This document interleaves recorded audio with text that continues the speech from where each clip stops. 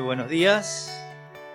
Y bueno, también saludamos a los hermanos que están en los diferentes lugares, aprovechando para conectarse. Esperemos que el Señor también les esté bendiciendo y que pueda también iluminar el entendimiento a través de lo que compartamos de la Escritura. Vamos a seguir con nuestro tema de Hebreos. Yo siempre pienso que se puede mejorar, así que escucho sugerencias, pero vamos a estar mirando la tercera amonestación que recibe el grupo de oyentes cuando leían esta carta en esas iglesias. Así que vamos a entrar rápidamente. Ahora le ponemos un número arriba para que ustedes se den cuenta el número de lección y todo eso. Muy bien.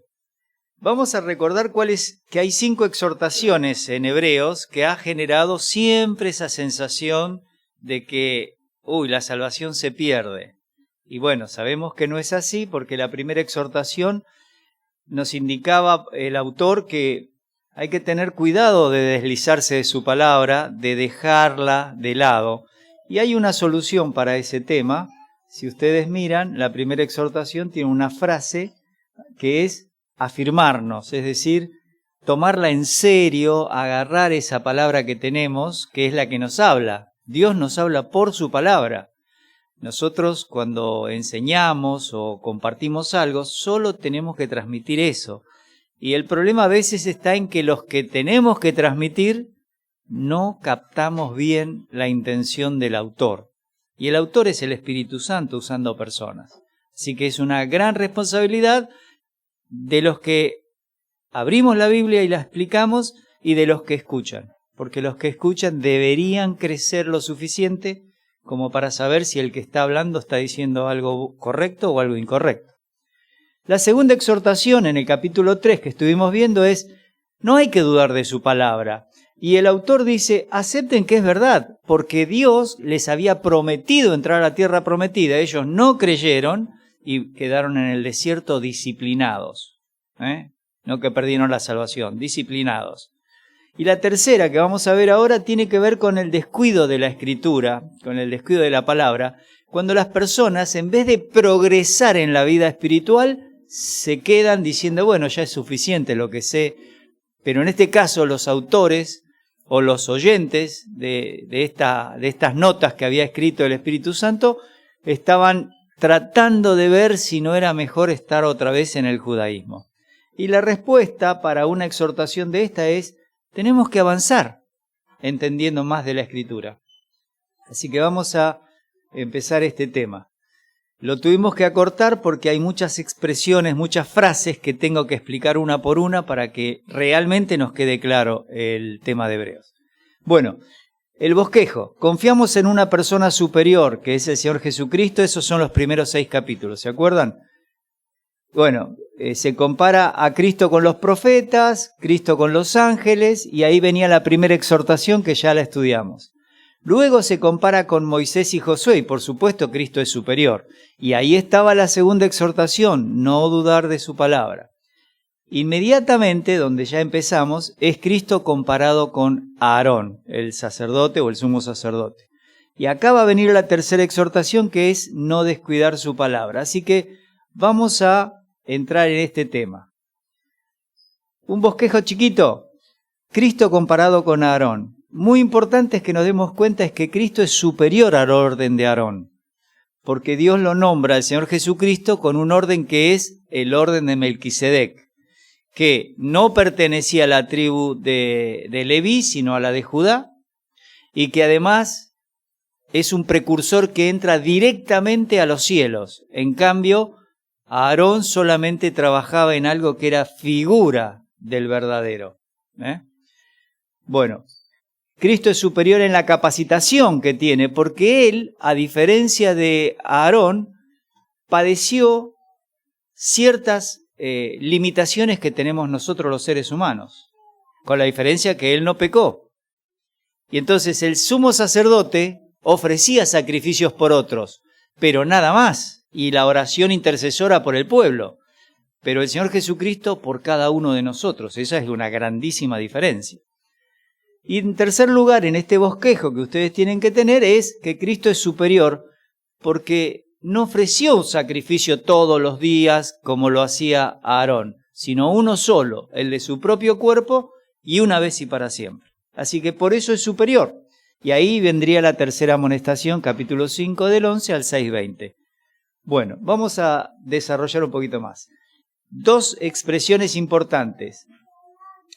Estas personas no tenían un sumo sacerdote como el que tenemos nosotros. Por eso no podemos querer volver hacia atrás, dice el autor. Y la intercesión que hace el Señor Jesucristo, nuestro sumo sacerdote, nos permite avanzar. Podemos avanzar. Tenemos una ayuda que ellos no tenían. En segundo lugar, ellos tampoco tenían acceso a un trono de gracia como nosotros, que podemos entrar en cualquier momento por la oración. Y podemos en cualquier instante charlar con el Señor para que socorra nuestras situaciones, nos auxilie. Y eso nos permite avanzar cada día, recurriendo en todo momento. Acuérdense que ellos en el Antiguo Testamento no podían ir cuando tenían ganas. De noche no podían ir al tabernáculo, solamente estaba ardiendo el fuego del sacrificio, pero nada más, ellos no podían llevar nada ni entrar siquiera a ese lugar. Y nosotros no. Nosotros en cualquier momento del día, de la noche, podemos charlar con el Señor. Bueno, desarrollando el pasaje, dice el versículo 14, por tanto, teniendo un gran sumo sacerdote que traspasó los cielos, Jesús el Hijo de Dios, retengamos nuestra profesión. Porque no tenemos un sumo sacerdote que no pueda compadecerse de nuestras debilidades, sino uno que fue tentado en todo según nuestra semejanza, pero sin pecado. Tenemos que hablar de esta palabra debilidades porque es la palabra astenia, de donde médicamente cuando una persona está asténica hay que darle vitamina y hay que alimentarlo mejor. Sabemos por 1 Corintios 11:30 que esta es una forma de disciplina que Dios usa en los creyentes. Enfermedad, debilidad y muchos duermen. Así que esa palabra es importante. La otra palabra que fue tentado es de la palabra peirasmos. Es un intensivo de peirasmo y lo único que indica es que fue probado, no tentado. Porque la tentación requiere que haya una naturaleza pecaminosa. Nosotros en Adán todos tenemos naturaleza pecaminosa, pero el Señor Jesucristo no la tenía. Por eso ahí la palabra, uno que fue probado en todo según nuestra semejanza, pero sin pecado.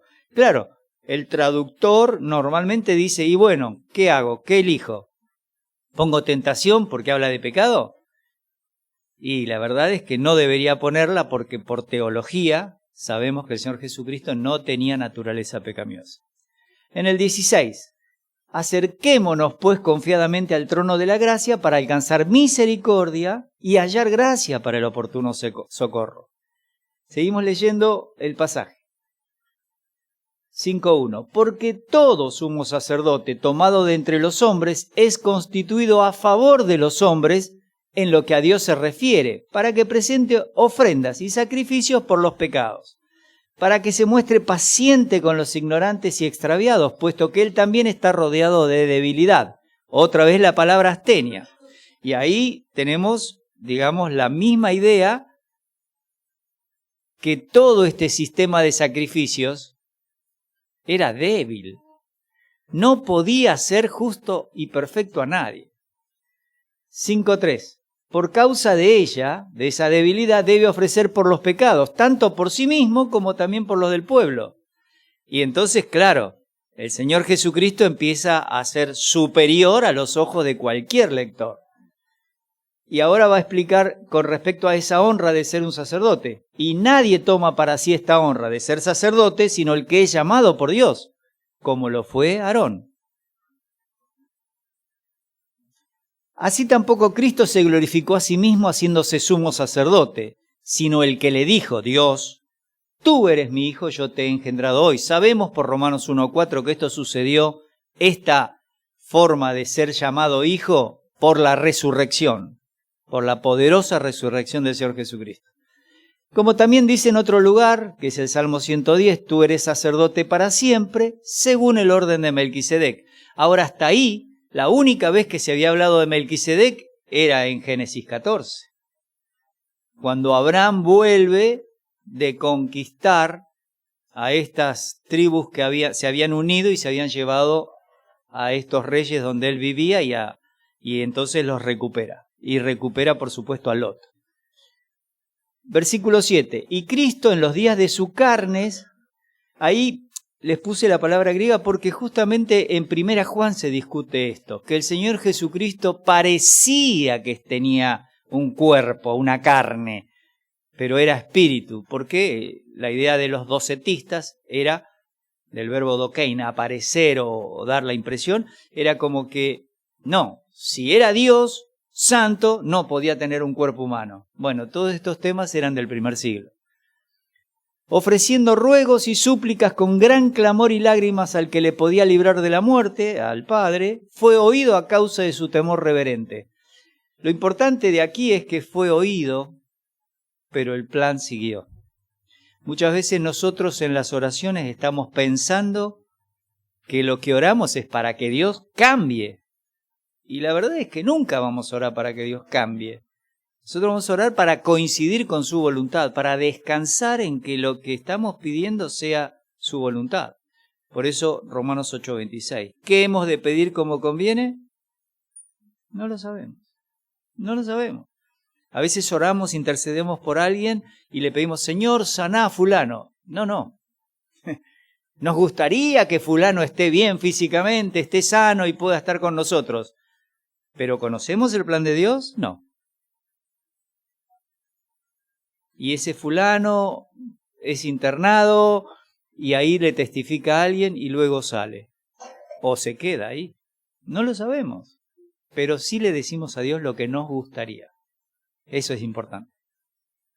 Y aunque era hijo, por lo que padeció, aprendió la obediencia. Recordemos que esto se refiere, como Dios, el Señor Jesucristo no tenía que aprender nada, porque era Dios. Pero en la experiencia de tener ese cuerpo con ciertas limitaciones, y cansancio, hambre, sueño, había algo que tenía que también desarrollar a través del tiempo, y era justamente esa sabiduría. Por eso es interesante que Lucas 2:52 nos dice que Jesús crecía en sabiduría y en estatura. No en conocimiento, sabiduría. La experiencia le daba esa capacidad de desarrollarse en cosas que él, como Dios, no había vivido. ¿Está bien? Y vino a ser autor de eterna salvación para todos los que le obedecen. Ahí la idea de obedecer no es si el creyente no obedece pierde la salvación. No, obedecer al Evangelio. Esa es una forma en que se presenta en la Biblia el mensaje. ¿Sí? Cuando el Señor dice mis ovejas oyen mi voz y yo las conozco y me siguen, se refiere a esa conducta de las ovejas, no está hablando igual que acá. Acá se está refiriendo precisamente a este tema, obedecer el Evangelio. ¿Está bien? Y fue declarado por Dios sumo sacerdote según el orden de Melquisedec. Bien. Bueno, vamos a ver la tercera amonestación. Lo que vamos a encontrar son unos puntos, 3 puntos vamos a ver. Del 11 al 14 vamos a ver qué características tiene la persona que es inmadura. En segundo lugar, vamos a ver qué principios les deja el autor de Hebreos para alcanzar la madurez. Y en tercer lugar, vamos a ver qué bases tenían estos lectores para estar seguros espiritualmente de que Dios quería que ellos mantengan la confianza en lo que Dios les había dicho. Así que vamos a ver, no todo hoy, pero una parte. ¿Cuáles son las características de la persona inmadura espiritualmente? Primero, es incapaz de obedecer la palabra de Dios. Algo pasa en su vida que lo que Dios diga es secundario, no es importante. Y esa incapacidad, por no entender, no discernir, es el primer factor que les genera problemas. El segundo es incapaz de compartir la palabra de Dios. Y ustedes saben que por lo general en una iglesia local, ¿cuántas personas saben presentar un plan de salvación? ¿Cuántas personas se interesan en ayudar a otros hermanos para que sigan avanzando en la vida cristiana? Bueno, estas cosas son por esto. La relación con la palabra de Dios genera que sean incapaces de compartirla, porque o tienen temor o porque creen que no aprendieron bien, pero hay que cambiar esa actitud. En tercer lugar, nos va a decir el autor, son incapaces de estudiar en profundidad la Escritura. Es como que no quieren invertir más tiempo o más dinero para aprender más. Y en cuarto lugar, lo que va a decir el autor es que son incapaces de utilizar la palabra de Dios en sus decisiones diarias, en sus objetivos diarios, en las decisiones que tienen que tomar. Es como que la palabra de Dios está lejos. Y esto siempre lo hablamos. A veces nuestro vocabulario indica que no sabemos utilizar la palabra de Dios. Simplemente porque algo nos hace creer que es mejor hablar como los inconversos que como los creyentes. Algo hay. Bueno, vamos a desarrollar esa parte. La incapacidad para obedecer la palabra de Dios. Acerca de esto, de lo que empezó a hablar del sacerdocio de Melquisedec, que era la intención de explicar mucho, dice, tenemos mucho que decir, pero es difícil de explicar, por cuanto os habéis hecho tardos para oír. En 6.12 la palabra tardos aparece por perezosos. En 6.12, cuando está hablando, queremos que muestren solicitud para que no se hagan perezosos, bueno, es la misma palabra. Es la palabra notroi. Entonces, esta gente se había hecho tarde o pesada o perezosa para oír. ¿Sí? Perezoso. La idea es una persona que está totalmente indispuesta a mover un dedo para crecer en el conocimiento. Ahora, vamos a mirar algo más. Dice, la incapacidad para compartir. Porque debiendo ser ya maestros, la palabra de donde nosotros tenemos didáctico, ¿no? Después de tanto tiempo tenéis necesidad de que se os vuelva a enseñar cuáles son los primeros rudimentos, lo elemental, la esencia de las palabras de Dios. Y ahí está en plural porque evidentemente habla de toda la Escritura, de todo lo que ellos tenían en ese momento. Así que incapaces de compartir la palabra de Dios. Seguimos un poquito más. La incapacidad para estudiar la palabra de Dios, 12b. Habéis llegado a ser tales, o de tal tenor, de tal característica, que tenéis necesidad de leche y no de alimento sólido.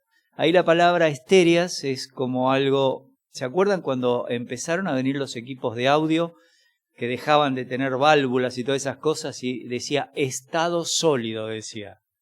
¿Sí? Tiene que ver justamente con algo diferente a un niño. Aquí es algo sólido, algo que realmente nutre mucho más que la leche. Y todo aquel que participa de la leche es inexperto en la palabra de justicia porque es niño. Este es la incapacidad. Otra vez, después de tanto tiempo, ¿hay que hablar de las cosas elementales de la fe? Esa es la idea que está diciendo el autor. La incapacidad para utilizar la palabra de Dios, pero el alimento sólido es para los que han alcanzado madurez. Fíjense que el traductor aquí no pone perfección, porque es evidente que teleios quiere decir completo, maduro, aunque puede usarse la palabra perfecto, pero en el sentido de madurez, no en el sentido de impecabilidad. Eso lo estudiamos cuando hablamos de dones, para Efesios 4. Para los que por el uso tienen los sentidos ejercitados, y la palabra esa es la palabra gimnasia, el ejercicio en la vida diaria con la Escritura es un ejercicio que nos permite saber discernir lo que está bien y lo que está mal. Y esto necesitamos seguir creciendo siempre en la vida cristiana. Y bueno, tendríamos que entrar en el principio 2 para alcanzar la madurez espiritual. ¿Cuáles serían esos principios? Bueno, primero, afirmar el objetivo de Dios para mi vida. Ahí en el capítulo 6 tenemos que recordar, yo tengo que progresar en la vida espiritual. Yo no me puedo quedar. Nunca llego a saber todo lo que debo saber y nunca soy tan santo como debo ser. Acuérdense que la santificación posicional y final es la única que coincide. La que falta es la progresiva mía. Y eso lo tengo que hacer todos los días mientras estoy en este mundo. En segundo lugar, para alcanzar la madurez tengo que avanzar desde lo básico a lo superior. Tengo que avanzar, tengo que tener una base y luego ir hacia arriba. Y eso sería una cosa importante de recordar. Esto no está hablando de salvación, no es que soy más salvo. No, esto es madurez. Madurez. Tercer lugar, tendría que ser acrecentar el fruto diariamente, y esto implicaría la manera en que yo voy avanzando y voy guardando fruto para la obra, para mi futuro. Cuando yo esté en la presencia del Señor, Pablo dice corona de justicia, Santiago dice corona de vida, Primera Pedro dice la corona incorruptible de gloria, Primera Corintios 9 habla de la corona que aquel que controla su cuerpo y lo pone en servidumbre en el servicio. Son todos temas que vamos a encontrar. Y finalmente atesorar principios que mantengan el crecimiento. Ahí esto AB quedó mal. Tiene que ser C y D. Como estamos practicando para que yo después lo arme bien. Muy bien. ¿Cómo afirmo el objetivo de Dios para mi vida? Miren lo que dice el autor. Dejando ya los rudimentos de la doctrina de Cristo. Vamos adelante a la perfección, otra vez. Pero madurez es la palabra. No echando otra vez el fundamento del arrepentimiento, de obras muertas, de la fe en Dios, de la doctrina de bautismo, de la imposición de manos, de la resurrección de los muertos y del juicio eterno. Y esto haremos si Dios en verdad lo permite. Estos versículos los vamos a desarrollar porque estas expresiones generan la sensación de que ¿qué será? Imposición de manos, resurrección de los muertos, juicio eterno. Bueno, estas eran cosas elementales que todos aprendían. Los judíos conocían bastante de esto desde el Antiguo Testamento y la nueva revelación que venía ahora con los apóstoles completaba todo esto. Vamos a mirar estas expresiones. Por tanto, dejando ya los rudimentos de la doctrina de Cristo. Esto de rudimentos son las cosas del principio de la vida cristiana. Lo elemental. ¿Qué es lo elemental que aprende un creyente hoy? El plan de salvación, la seguridad de salvación, lo que significa la madurez, la santificación. Esas son cosas elementales, lo que es la confesión de pecado, por qué alimentarse diariamente con la Biblia. Pero fíjense ustedes, si desarrollamos un poco más, el autor dice, vamos adelante a la perfección. La idea del griego, de esa palabra, fero, que es la raíz, ferometa, es como que vamos a ser llevados, porque está en pasivo, no es activo. Pero el vamos adelante sí es activo, es decir, es una decisión de cada creyente avanzar. Pero la forma en que va a ser guiado, llevado, es por lo que la palabra de Dios vaya haciendo en su vida. ¿Se entiende esto? Entonces, esta palabra fero aparece en 1:3 cuando dice, hablando del Señor Jesucristo, siendo el resplandor de su gloria y la imagen misma de su sustancia, y quien sustenta todas las cosas con la palabra de su poder. El autor usa muchas palabras varias veces en la epístola. Esta palabra llevar es la que está aquí. Cuando se dice que el Señor sustenta todas las cosas, Él las está llevando. Para hacerlo más gráfico, miren 2 Pedro 1:21. Nunca la profecía fue traída por voluntad humana, sino que los santos hombres de Dios hablaron siendo inspirados. La palabra ahí no está bien traducida. Porque los hombres no son inspirados, son guiados, movidos, llevados. Lo que es inspirado es la Escritura. Lo que está escrito es inspirado. Soplado por Dios. Así que ahí tienen la misma palabra, la misma raíz de este tema. Seguimos. No echando otra vez el fundamento de ¿qué? Del arrepentimiento de obras muertas. Y aquí yo quiero parar porque nosotros estamos ya en el tercer milenio. Esta gente estaba en el primer siglo después de Cristo. Así que había algunas expresiones que si nosotros no comparamos con el hebreo o con el griego, no las vamos a entender tan fácil. Pero evidentemente todo creyente que actuaba carnalmente o cometía un pecado, eso era una obra muerta, algo que no tenía ningún sentido que se quede en ese tipo de arrepentimiento. Inclusive la palabra arrepentimiento la vamos a ver ahora. Así que en Hebreos 9:14, hablando de obras muertas, dice: «Cuánto más la sangre de Cristo, el cual mediante el Espíritu Eterno se ofreció a sí mismo sin mancha a Dios, limpiará vuestras conciencias de obras muertas». ¿Para qué? Para que sirváis al Dios vivo, y obviamente en 12:29 de Hebreos dice vivo y verdadero. Entonces la pregunta que nos hacemos es, ¿con qué está relacionado? Con la conciencia. Es decir, un creyente que pecaba podía tener ese pesar, esa conciencia que le estaba acusando, y podía hacerle no avanzar con la confesión, no confiando en la Escritura, no confiando en lo que en ese momento no estaba 1 Juan 1, 8 y 9. Porque esto es antes del año 70 y 1 Juan puede estar entre el 80 y el 95. Entonces la pregunta que uno se hace es, ellos tenían esta expresión, che, termínenla con las obras muertas, es decir, confiesen y basta. Bueno, este es el tema. Y esas obras muertas son las que no permiten hacer un servicio.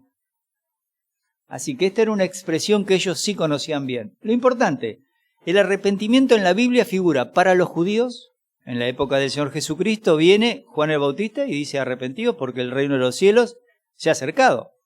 Pero también cuando se le habla a los gentiles, se les utilizaba el término arrepentimiento como un sinónimo de convertirse o de recibir a Cristo. Pero también se usa para los creyentes. Fíjense Apocalipsis 2:5 cuando le dice al pastor de la iglesia de Éfeso, arrepiéntete. Este tema, arrepiéntete, es un tema también usado para el creyente, porque quiere decir cambia absoluta y totalmente de la forma en que te estás conduciendo y anda para el otro lado, para lo que yo te dije que tenés que hacer. Así que el arrepentimiento de obras muertas era algo que tenía que tener en cuenta. En capítulo 6, versículo 6, también utiliza la misma expresión, porque dice, sean renovados para arrepentimiento. Es decir, estos creyentes que permanecían en una actitud de indiferencia, que querían apartarse, bueno, una vez que vos decidís que no lo vas a hacer, no hay manera de que alguien haga una obra para el arrepentimiento. Ese arrepentimiento no va a venir, porque vos ya has endurecido tu corazón. Y está hablando de creyentes, no de inconversos. Seguimos. De la fe en Dios. Bueno, si miramos capítulo 4, versículo 2, no tuvieron fe los que tenían que entrar en la tierra prometida. Les faltó fe. Si vamos al capítulo 6, 11 y 12, los versículos dicen, deseamos que cada uno de vosotros muestre la misma solicitud hasta el fin para plena certeza de la esperanza, a fin de que no os hagáis perezosos sino imitadores de aquellos que por la fe y la paciencia heredan las promesas. Así que no está hablando de la fe en Dios, de algo que tenga que ver con salvación. Tiene que ver con santificación, con vida cristiana, con servicio. Y vamos a recordar la forma en que se usa en la Biblia la palabra fe. Esto rápidamente. Primero, en Efesios 2, 8 y 9 se nos dice que la fe para que alguien reciba a Cristo como Salvador es un don de Dios. Por lo tanto, no puede ser esa fe. Lo segundo es que hay una fe. En 2 Corintios 5, por fe andamos, no por vista, o en Hebreos 11, que nos pone a todos los héroes de la fe en esos 40 versículos, es la de la vida cristiana, la de la santificación, la del servicio. Ahora, la fe en la vida cristiana hay de dos tipos. Una que es inútil, como la fe demoníaca, dice Santiago 2, explicando que si un hermano tiene una necesidad y vos no lo ayudás, tu fe es como la de los demonios. Creen que Dios es uno, tiemblan, pero nunca van a ser salvos. Nunca van a hacer algo obedeciendo a Dios porque ya están contrarios al plan de Dios por estar debajo de Satanás. Y puede ser útil. Y esa fe útil es la que te otorga coronas, es la que te permite avanzar, como decíamos recién. Santiago 1:12 dice que el que soporta la tentación recibirá la corona de vida que Dios ha prometido a los que le aman. Bueno, en tercer lugar, la fe como un cuerpo de verdades doctrinales. Judas dice, me ha sido necesario escribirles acerca de la fe que ha sido una vez dada a los santos. Y eso es un cuerpo de doctrina y ustedes en las pastorales van a encontrar muchas veces esa misma expresión. Y la fe como un don apostólico en Mateo 17:20, cuando bajan del monte de ver Santiago con el Señor y con Juan y Pedro, lo que miran es que no pueden echar un demonio de un niño. Y entonces le dice, si tuvierais fe como un grano de mostaza, podrían trasladar un monte. Bueno, evidentemente eso era para un don apostólico, pero en 1 Corintios aparece como un jarísmata. Y él les dice que tiene el don de fe por el mismo Espíritu. Así que tendría que ser algo que no hemos visto cómo funciona, pero que tendría que llevarnos a asociarlo con esto de Mateo 17. Así que así se trata el tema de la fe ahí en Hebreos 6. Es para santificación, para servicio. Bueno, a ver si podemos terminar por aquí. De la doctrina de bautismos. Este es otro tema, la enseñanza del tema bautismal. Bueno, la misma palabra la utiliza después en 9:10, porque está contrastando el ministerio de los sacerdotes del orden de Aarón.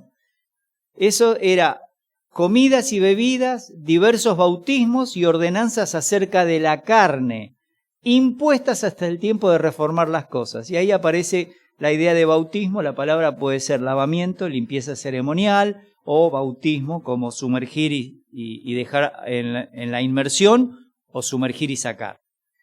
Así que bueno, eso es para que vean. Pero bueno, simplemente quiero concluir con los diferentes tipos de bautismo, porque capaz que pensamos que hay uno o dos. En el arca, en 1 Pedro, del 18 al 22, dice que el bautismo que corresponde a esto, ahora nos salva. Es decir, 8 personas se salvaron en el arca en el diluvio. Estar en Cristo sería hoy la explicación de ese tema. Es decir, que cuando alguien está en Cristo, es salvo. Pero dice, no es una limpieza absoluta, sino es como, una vez de ser salvo, es el tener una buena conciencia hacia Dios, para vivir agradándole. Es la idea de 1 Pedro 3:18. El bautismo del Señor es un bautismo totalmente diferente a los que nosotros conocemos. No se bautizó para ser ejemplo, simplemente era lo que convenía. Cuando Juan le pregunta, ¿por qué te tengo que bautizar? Yo tengo que ser bautizado por vos. Él le dice, así conviene que cumplamos toda justicia. A través de esto de entrar al agua como muerte, estar debajo del agua sepultura, salir del agua resurrección. Así es como se cumple toda justicia. En el Antiguo Testamento no existía el bautismo. No lo van a encontrar de esa manera. Y entonces aquí tenemos algo totalmente diferente. El bautismo del Señor Jesucristo no tiene nada que ver ni con el bautismo en agua nuestro, ni con el bautismo de arrepentimiento que predicaba Juan. Ahora lo vamos a ver. En Mateo 20 viene la madre de Santiago y Juan y le dice, Señor, en tu reino, Juancito a la derecha y Jacobo, acá Santiago a la izquierda. ¿Qué te parece? Son familiares, podrías, ¿no? La respuesta es, ¿pueden ustedes ser bautizados con el bautismo que yo voy a ser bautizado? La respuesta de ellos fue, sí que podemos. Y es cierto, porque iban a morir. Jacobo decapitado y Juan en Patmos, ¿no? Pero ese es un bautismo de sufrimientos, ¿sí? Pero la palabra bautismo se utiliza, por eso lo explicamos. Quiere decir ser metido dentro de un sufrimiento. En cuarto lugar, el bautismo del Espíritu Santo es para los creyentes. Este bautismo nos coloca en el cuerpo de Cristo. Si ustedes ven 1 Corintios 12:12, cuando habla de los dones, dice que hemos sido metidos, bautizados por este Espíritu, en un cuerpo que es la iglesia, de la cual Cristo es la cabeza. Hay un bautismo en agua para los creyentes, que es el que nosotros practicamos, y es el que hizo la iglesia en Hechos 2 cuando se convirtieron 3.000. Hay un bautismo para arrepentimiento, que es el que predicó Juan el Bautista. Juan el Bautista dijo, yo os bautizo en agua para arrepentimiento de los pecados, pero detrás de mí viene uno, del cual no soy digno de desatar el calzado, que él los va a bautizar en Espíritu Santo y fuego. En Espíritu Santo por la salvación, y en fuego por juicio. Ahora vamos a ver. En fuego es justamente juicio. No es que algunos pentecostales han tomado este pasaje y han pensado que, bueno, ¿saben qué? Como se repartió como lenguas de fuego en Pentecostés, ese es el bautismo del Espíritu Santo. No. En Espíritu Santo y fuego. Por eso dice, ya el hacha está puesta a la raíz del árbol. Y el Señor iba a limpiar e iba a colocar para que se quemara todo lo que no servía. El bautismo en Moisés y en la nube y en el mar de 1 Corintios 10 dice, no se olviden, haciendo el ejemplo que nosotros vemos en Hebreos también, que en Moisés todos fueron bautizados en la nube y en el mar. ¿Por qué? Porque bautismo significa que la persona que participaba, número uno, se identificaba con él, en este caso Moisés, o con Juan el Bautista, o por eso también se lo llama el bautismo de Cristo en Hechos. Se identificaba con el mensaje, con el mensajero, y él al bautizarse decía, estoy de este lado. ¿Está bien? Bueno, yo creo que esta es la última, bien. La imposición de manos. Bueno, sabemos que la imposición de manos es un tema que está en la Biblia. ¿Por qué? Los profetas del Antiguo Testamento podían hacer eso, los apóstoles lo podían hacer en el Nuevo Testamento, y Moisés lo hace con Josué. Y en las pastorales se le dice a Timoteo, no impongas con ligereza las manos en estas personas que quieren estar en el pastorado. La resurrección de muertos es un tema mucho más simple porque tiene que ver con aquellas esperanzas que tenían en el Antiguo Testamento y como la que tenemos nosotros hoy. ¿Sí? Los santos del Antiguo Testamento tenían una esperanza y la iglesia tiene también el tema de la resurrección. Y el juicio eterno, bueno, eso ya apunta a la eternidad. Para el juicio del gran trono blanco, que tiene que ver con inconversos, pero que con los creyentes, obviamente una vez que tenemos nuestras recompensas, ya estamos para la eternidad.